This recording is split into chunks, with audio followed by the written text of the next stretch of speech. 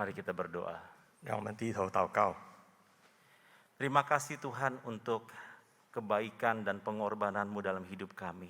是我们要感谢你的美好和你在我们生命里头的牺牲。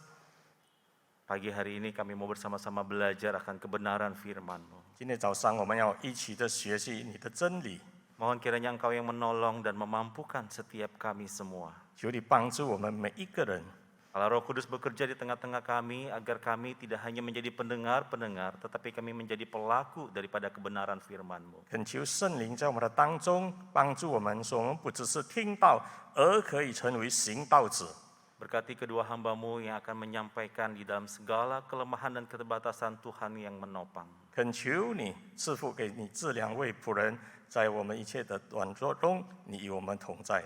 Demi nama Tuhan kami Yesus Kristus kami berdoa. 我们是奉耶稣基督的名祷告， Amin. 阿门。 Saudara, mari kita bersama-sama membuka firman Tuhan dari kitab Ayub pasal 1 sampai dengan pasalnya yang kedua. 让我们打开圣经约伯记第1章和第2章。 Saya akan membacakan dalam bahasa Indonesia ayat 1 sampai 3, lalu nanti dalam bahasa Mandarin dibacakan di dalam ayat 20 sampai 22. 用印尼语先念第1节到第3节，然后念华语的第18到第20到第22节。 Ayub pasal 1 ayat 1 sampai 3 demikianlah firman Tuhan. Ada seorang laki-laki di tanah Uz bernama Ayub. Orang itu saleh dan jujur. Ia takut akan Allah dan menjauhi kejahatan. Ia mendapat 7 anak laki-laki dan 3 anak perempuan. Ia memiliki 7.000 ekor kambing domba, 3.000 ekor unta, 500 pasang lembu, 500 keledai betina, dan budak-budak dalam jumlah yang sangat besar, sehingga orang itu adalah yang terkaya dari semua orang di sebelah timur. 20节，约伯便起来，撕裂外袍，剃了头，伏在地上下拜，说：“我赤身出于母胎，也必赤身归回。赏赐的是耶和华，收取的也是耶和华。耶和华的名是应当称颂的。在这一切的事上，约伯并不犯罪，也不以神为以往。” Berikutnya Ayub pasal 2 ayat 8 sampai dengan ayatnya yang ke-10, Saudara. Saya akan bacakan dalam bahasa Indonesia. Lalu Ayub mengambil sekeping beling untuk menggaruk-garuk badannya sambil duduk di tengah-tengah abu. Maka berkatalah istrinya kepadanya, "Masih bertekunkah engkau dalam kesalehanmu? Kutukilah Allahmu dan matilah." Tetapi jawab Ayub kepadanya, "Engkau berbicara seperti perempuan gila. Apakah kita mau menerima yang baik dari Allah, tetapi tidak mau menerima yang buruk?" Dalam kesemuanya itu, Ayub tidak berbuat dosa dengan bibirnya. Saudara, ada sebuah perumpamaan, ada sebuah peribahasa Indonesia yang mungkin kita sudah sangat sering dengar. 有一些语言是用印尼语念出来的，我们是常常听过的， Sudah jatuh tertimpa tangga. 就是跌倒了又被梯子压着。 Saudara, tentu saja arti daripada peribahasa ini menggambarkan sebuah kondisi di mana seseorang mengalami musibah berkali-kali secara beruntun. 这个语言告诉我们说呢，是一个人呢，他不断的连接的遇到了很多不好的祸事。 Nah, saudara, waktu kita membaca kisah Ayub, kita menemukan kisah yang hampir sama dengan peribahasa ini, bukan? 看到约伯记的时候，你就知道他的故事就和刚才所讲的差不多一模一样。 Ayub dari seorang yang paling kaya, hidupnya nyaman, kesehatannya baik, dan memiliki keluarga yang sangat baik. 约伯是一个非常富有的人，生活的很舒适，也有很好的这个健康。 Menjadi seorang yang sangat miskin dan berpenyakitan dalam sekejap. 突然间，他变成了贫穷，而且满身的疾病。 Kalau cuma hilang harta benda, masih ada keluarga, badan masih sehat, harta bisa dicari. 如果失去了钱财，但是还有身体的健康，还有家人在一起，那还是还好。 Kalau kehilangan anak tentu sedih, tapi mungkin masih bisa diproduksi lagi. 如果失去了儿女，可能心里悲伤，但是还可以再生。 Tetapi Ayub bukan hanya kehilangan harta, kehilangan anaknya, tetapi dia juga kehilangan kesehatannya. 但是约伯不只是失去了钱财，反而是孩子，还有一切的所有。 Bahkan istri yang mendampingi, mengasihinya selama ini berkata, masih bertekunkah kamu dalam kesalehanmu? 更何况陪伴了他一生的妻子，突然间就跟他说：“难道你还要继续的相信上帝吗？ Kutukilah Allahmu dan matilah. 咒诅你的上帝吧，去死吧！” Saudara, syukur Ayub masih punya 3 orang teman yang bersama-sama dengan dia. 感谢神呢，约伯还有3个忠诚的朋友。 Selama 7 hari temannya duduk diam meratapi kondisi yang dialami. 那么这个过了7天，这3位朋友坐着在那边跟他在一起静默。 Tetapi saudara setelah lewat masa 7 hari itu, maka kata pertama yang keluar dari mulut temannya justru semakin membuat Ayub terpuruk di dalam pergumulannya. 可是过了7天呢，他的朋友终于开口说话了，但是那些话呢，真的刺到了约伯的心啊。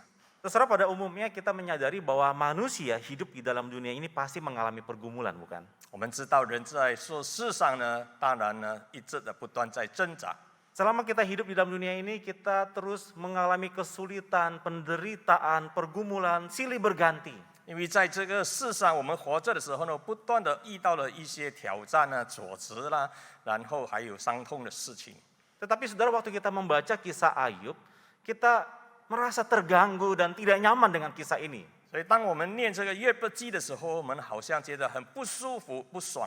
Karena kisah ini bukan hanya menggambarkan tentang penderitaan, pergumulan yang bertubi-tubi dalam kehidupan seseorang. 因为约伯的故事告诉我们，好像一个人呢，突然间遭受了那些突然发生了不合逻辑的这个祸事。 Tapi waktu kita membacanya, saudara, kita mendapati dari segala macam kesulitan, pergumulan, penderitaan yang dialami oleh Ayub, ujung-ujungnya adalah karena kesalehan hidupnya. 当我们看到约伯的遭遇的时候，我们就要看到他的最后的那个目的到底是什么呢？就是因着他有了一个圣洁的生活。 Karena kesalehan hidup kepada Tuhanlah yang menjadi akar masalah daripada segala kehilangan yang Ayub alami. 就是因着他对上帝的忠诚与圣洁呢，结果他就遭到了失去一切。 Saudara, dari sini kita menyadari bahwa ternyata kesalehan hidup itu tidak memberikan jaminan bahwa hidup kita akan baik-baik dan lancar-lancar saja. 这里可以看到呢，过了一个圣洁的生活，并不担保证说我们不会遭遇这一些危险那是破坏的事情。 Tidak ada kepastian bahwa ketika kita hidup saleh, takut akan Tuhan, maka Tuhan akan menjauhkan segala malapetaka, kesulitan, pergumulan di dalam hidup kita. 并不是有保证，当一个人过着圣洁的生活，完全的信靠主的神，神会把那些祸事把它避开的。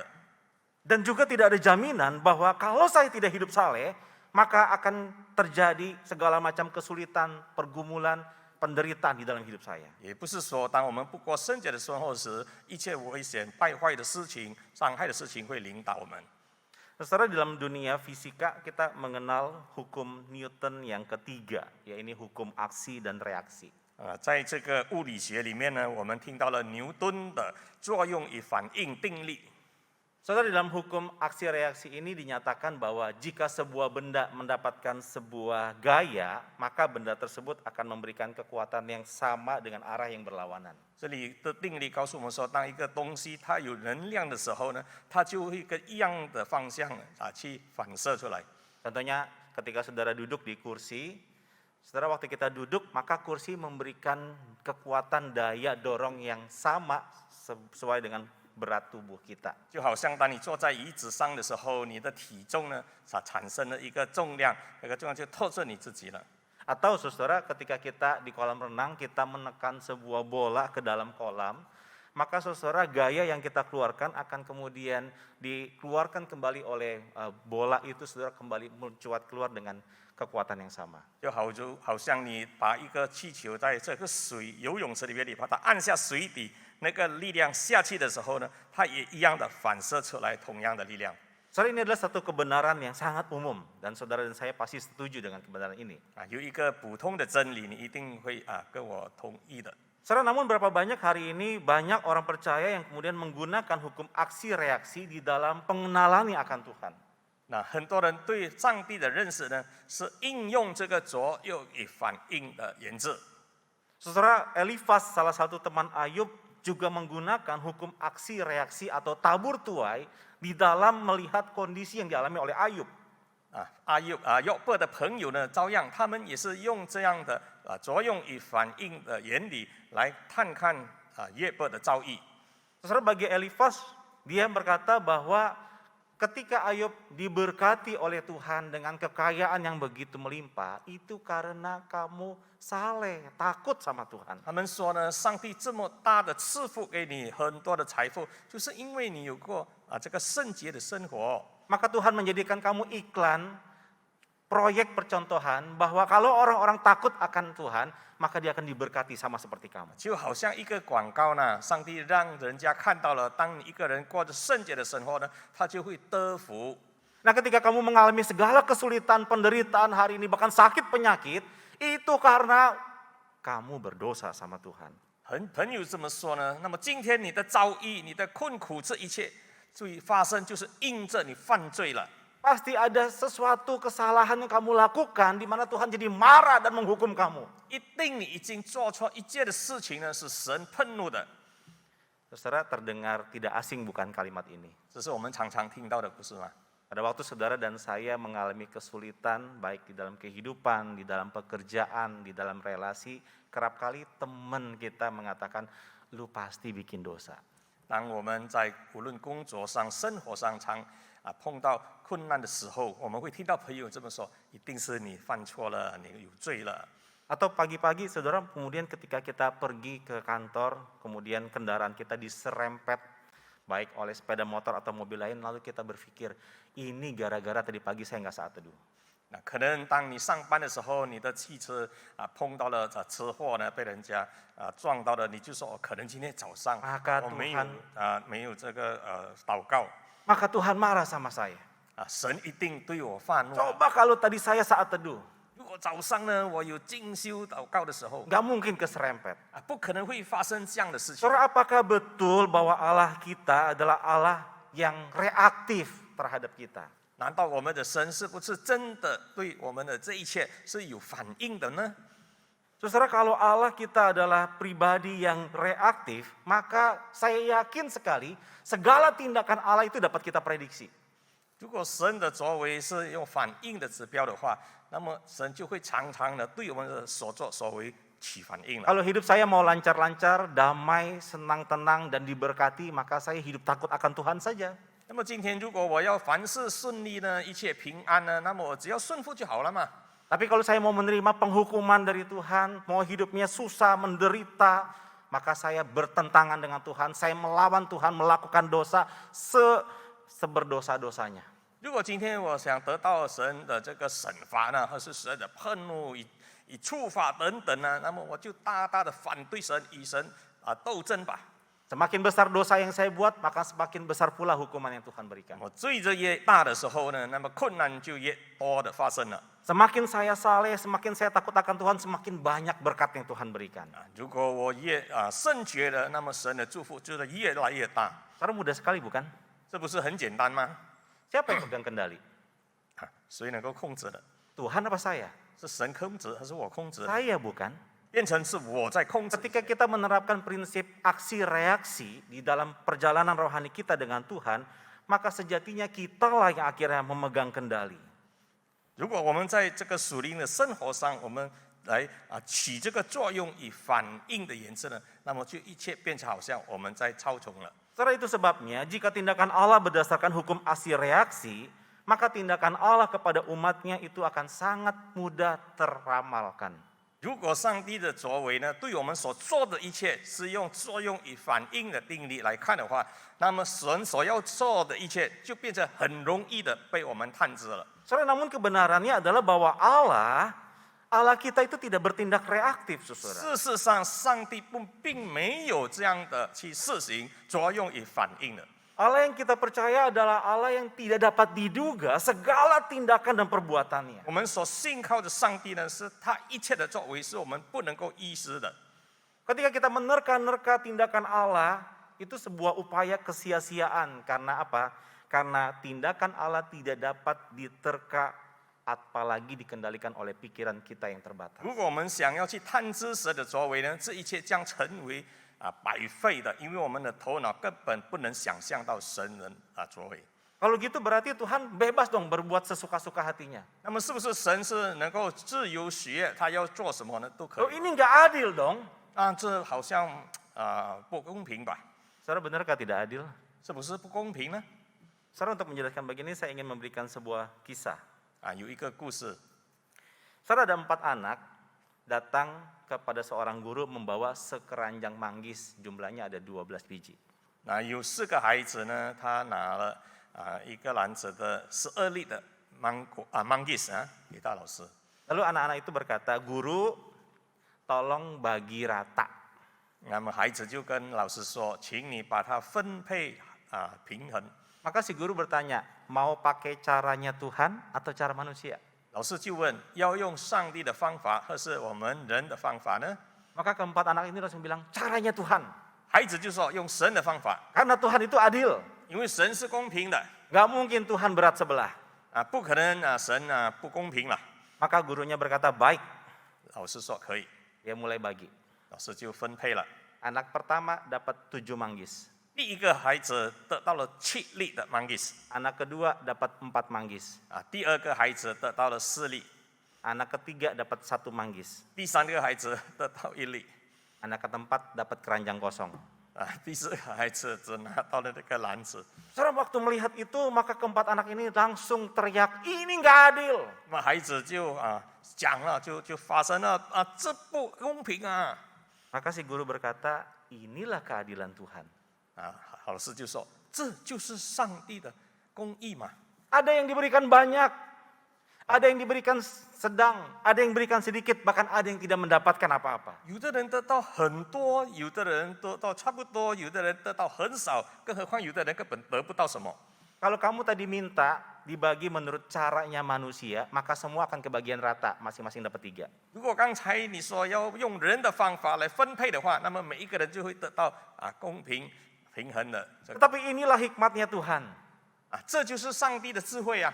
Keadilan Tuhan berbeda dengan keadilan manusia. 神的公平跟我们人类的当的不一样的。 Saudara, bukankah hal ini juga sering menjadi pemikiran kita? 这不是常常我们在想的事情吗？ Kita merasa Tuhan memperlakukan kita sangat tidak adil. 常常我们想上帝对待我不公平， Padahal kita merasa kita sudah saleh, rajin beribadah, rajin melayani. Kenapa segala kesulitan, penderitaan masih juga kita 我 alami? 们自以为我们已经过着了一个圣洁的生活，顺服神等等，按照神的作为。但是为什么又发生这样的事情呢？ Sementara di luar sana masih ada orang-orang yang bahkan tidak mau mengakui keberadaan Tuhan. Hidupnya enak, lancar, damai, sejahtera. 在外面还有一些不认识神的人，他们根本不管这一切，他们是过着非常舒适的生活啊。 Nah saudara, bukankah hal ini juga dialami oleh Ayub? 这样是不是也是约伯的遭遇嘛？ Orang saleh apa dia? 他是一个非常圣洁的人， Tetapi kisahnya terasa sangat tidak adil, bukan? 但是听起来他的故事呢，好像很不公平啊。 Tapi saat ini saya ingin mengajak kita bersama-sama belajar dari Ayub 3 hal bagaimana dia melewati pergumulan kehidupannya. 那么我们从约伯那边学习3样的事情，他是如何通过这一切的遭遇。 Saudara, yang pertama, saudara, yang kita akan pelajari dari Ayub adalah ketika perjalanan kehidupan begitu gelap, 所以当他的生活发生境况非常痛苦的时候， saudara, tidak ada hal lain yang dapat menyangga kita selain iman bahwa Allah bijak dan ia tetap baik. 在痛苦的时候，没有一样事情能够再支持我们，唯有信心对上帝的信心。 Saudara, kalau Allah kita bertindak kreatif, 如果我们的神是有反应的作为， maka kita tidak memerlukan iman di dalam menjalani kehidupan ini. 那么我们就不需要用信心来过生活了， Oh, tindakan Allah dapat kita prediksi, bukan? 因为你的所作所为，你都可以预先知道它的结果了。 Selama saya benar, saleh, dan takut akan Tuhan, pasti Tuhan berkati saya. 只要我是对的、圣洁的、敬畏神呢，我一定会得到这样的。 Tetapi masalahnya ternyata bahwa Allah kita itu tidak bertindak reaktif terhadap segala hal yang kita lakukan. 事实上呢，上帝对我们的所作所为，他是没有用这个反应的形式。Dan penguasa kehidupan ini bukanlah diri kita, tetapi Allah lah yang menguasai seluruh kehidupan kita. 掌控我们生活的并不是我们自己了，乃是创造天地的事物。 Karena itu sebabnya Yesaya menuliskan, dia berkata bahwa sebab rancanganku bukanlah rancanganmu dan jalanmu bukanlah jalanku. Seperti tingginya langit dari bumi, demikianlah tingginya jalanku dari jalanmu dan rancanganku dari rancanganmu.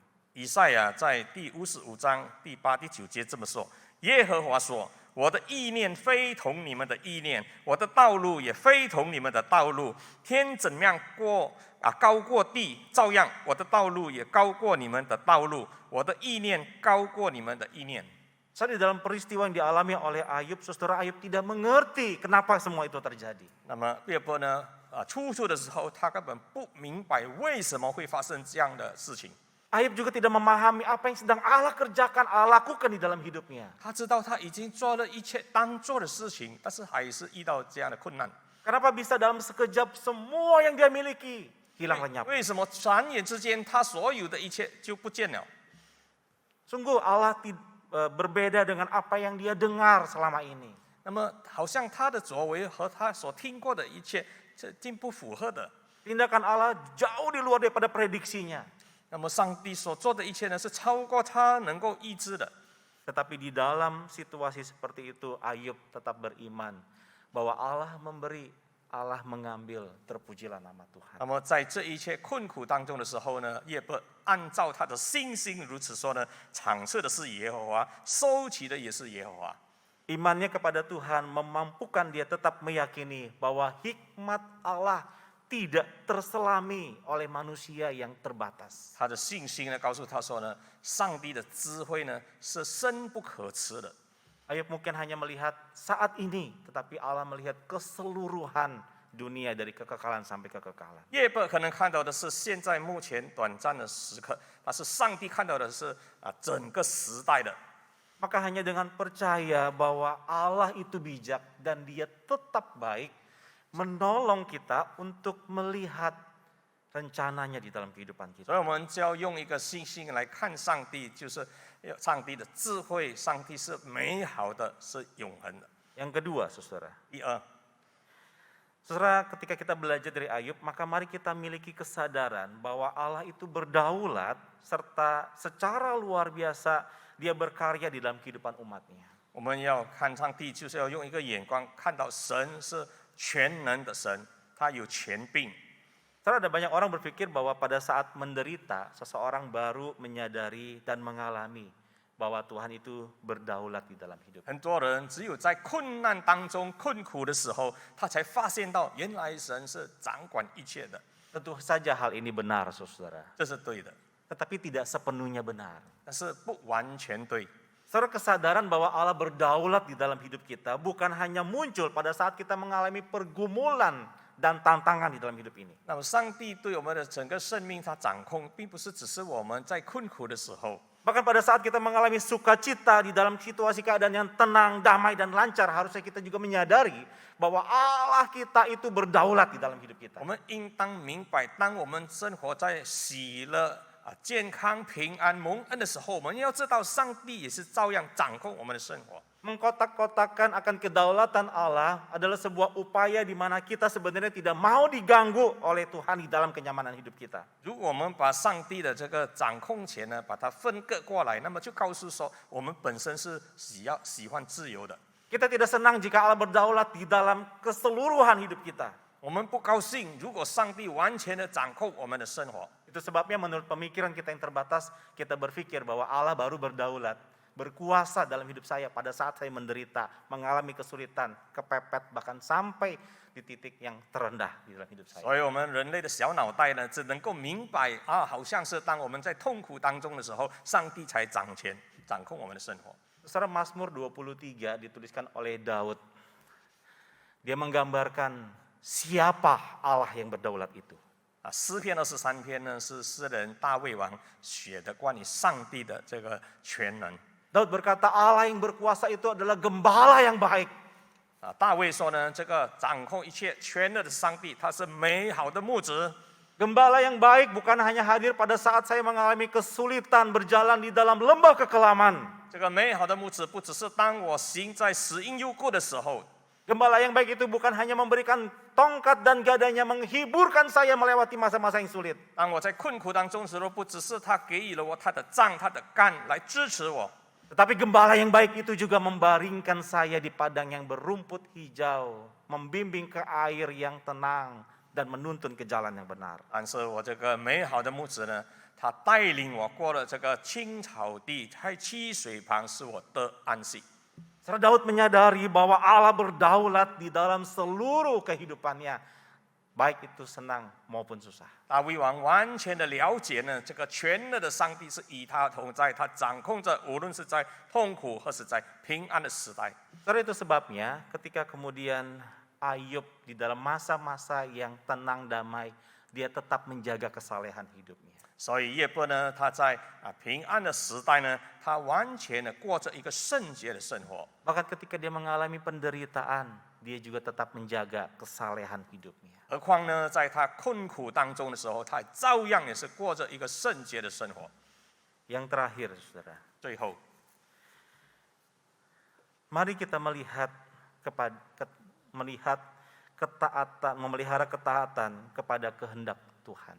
让我们来保守着我们对上帝的顺服。 Saudara, satu kali saya dengan semu diajak makan oleh seorang jemaat. 有一次我和师母被一位会友邀约吃饭， Nah, saudara jemaat ini nanya, Muse mau makan apa? Ada ini, itu. Wah, banyak sekali menunya. 会友就问我牧师啊，要吃什么呢？好多东西啊。 Saudara, saya berkata, saya ikut saja.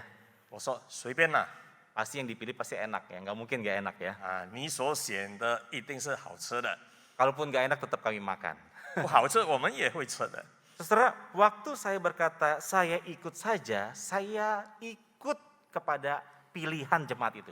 当我说随便的时候，就意思说呢，我按照你的选择， Saya ikut kemanapun restoran yang ditunjuk, saya pasti datang ke sana 无 bersama dengan 论 dia. 你选的是哪一家餐厅，我同样的赞成。 Nah, saudara pasti pikir, lah Musa kalau diajak makan mah paling gampang, ikut apapun senang pasti makan.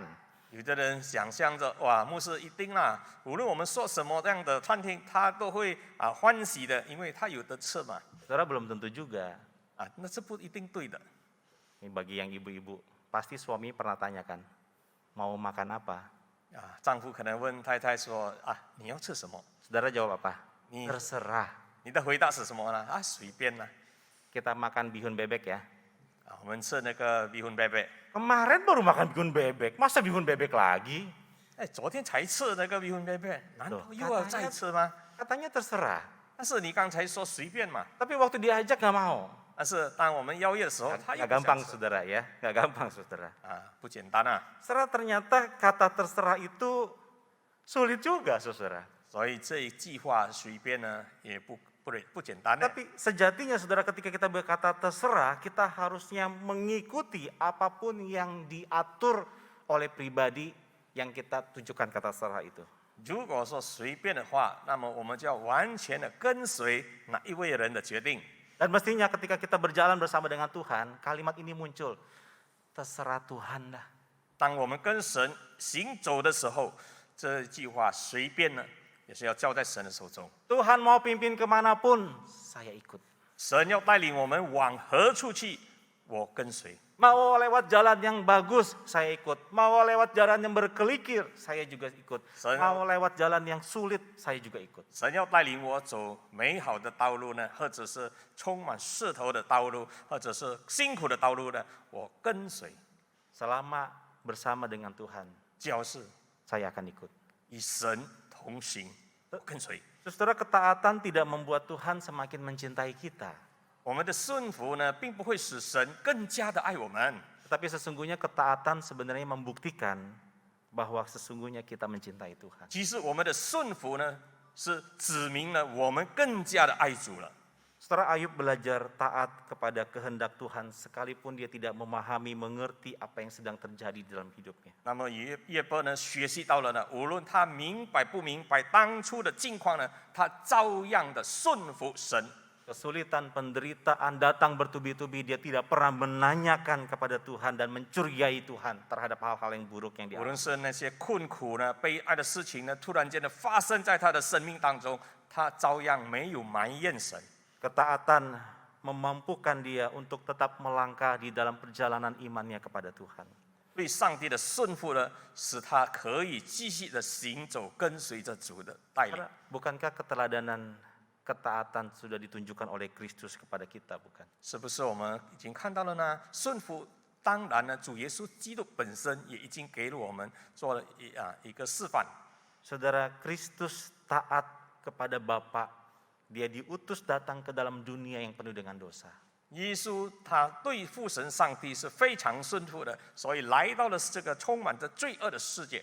Bukan hanya datang, tetapi dia pun rela mati bagi manusia yang berdosa. 不只是到来，反而他愿意舍弃生命，死在十字架上。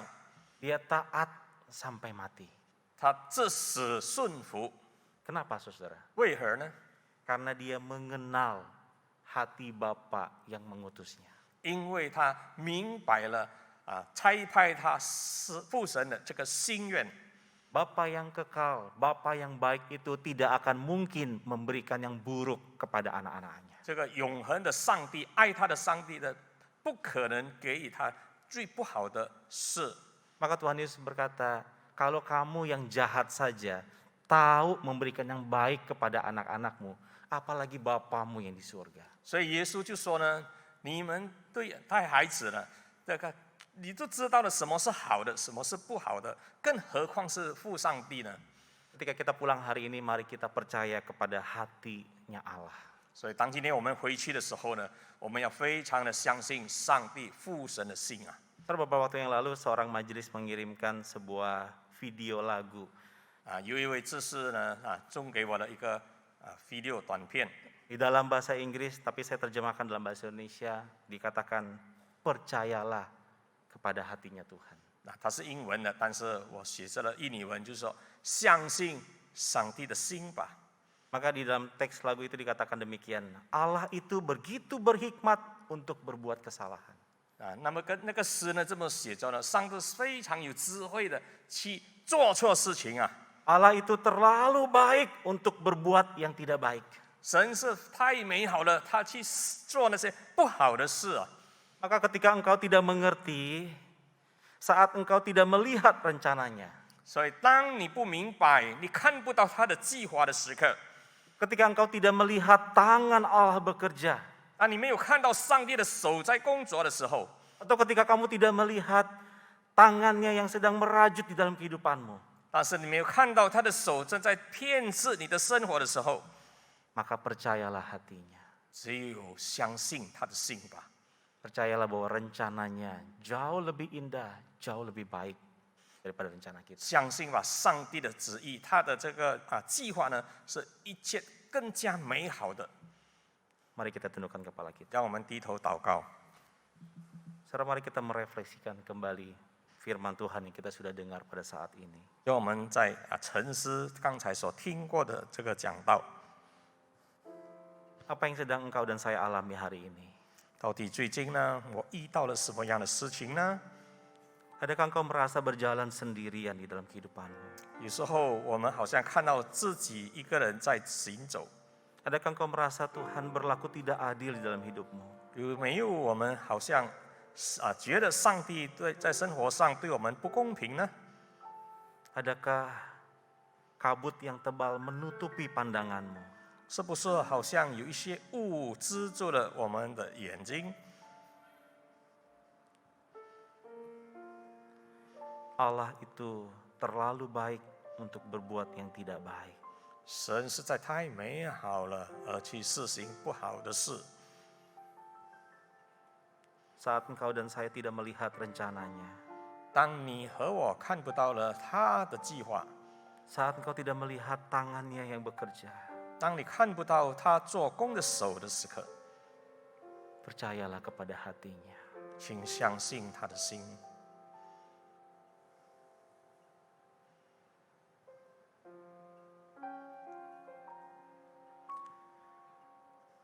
Tolong kami untuk tetap melihat kepada rencanamu yang besar ya Tuhan.